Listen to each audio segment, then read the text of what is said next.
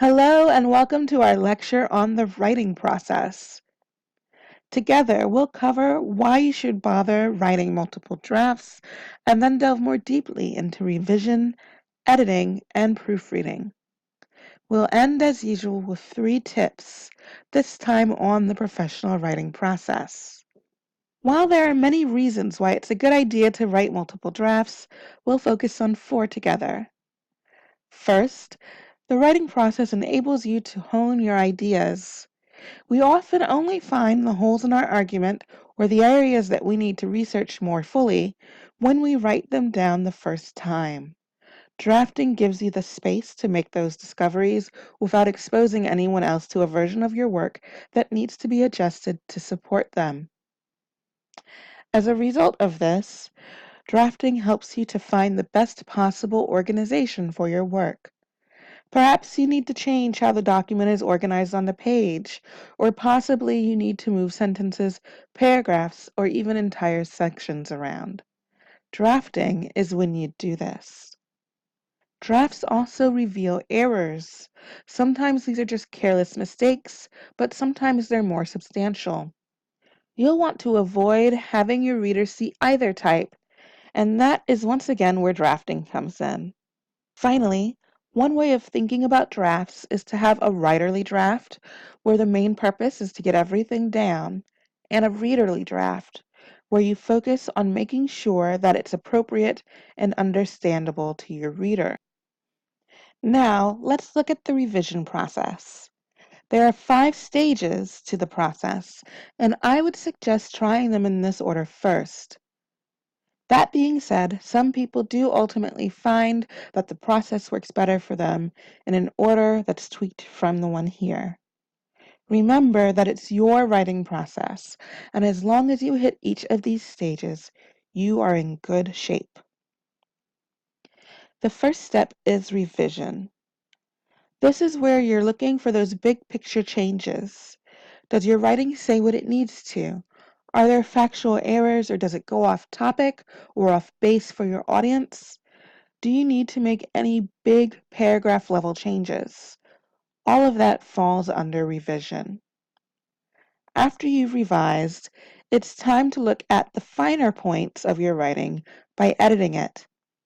Here you want to look at your sentences. Are they clear? Do you need to change your sentence structure in order to get your point across more accurately? This is when you're looking at your writing style.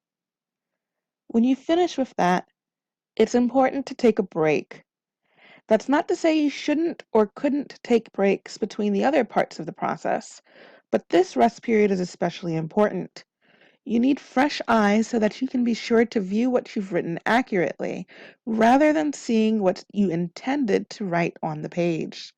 So set your work down, at least for a few hours, but ideally for at least a day. When you pick your work back up, review it. Have you revised it appropriately? Have you edited it fully? If the answer to either of those questions is no, go back to the applicable stage, and don't skip any of the other stages on your way forward. When you finally review your work and come to the conclusion that you've completed the appropriate level of revision and editing, it's time to proofread. This is where you go through your work with a fine-tooth comb, looking for formatting, grammar, citations, and any other required stylistic elements that you need to include. Some people find it helpful to read their work out loud, but this isn't always possible. Instead, plan to at least print your work out, something that might be useful during revision and editing as well. Finally, here are some tips on the writing process. Make sure you understand your task before you start. Why are you doing it? Who is the audience? Can you think of any ways that your writing might be repurposed, for example, for a training document for your unit that might later be used by others? While a potential secondary purpose should never be a key consideration of how you write something, if there are small changes that you can make without sacrificing how effective the document is for the task at hand, you should consider those. Next, beware of the tone, format, citation style, and other stylistic choices that are expected for you in your workplace and for this particular task. How formal should you be? Is there a template that you should use?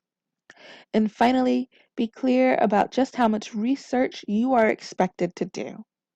Sometimes the answer is little to none, but it's always best to know for certain. That's it for this video. Best of luck as you get to work on your next writing task.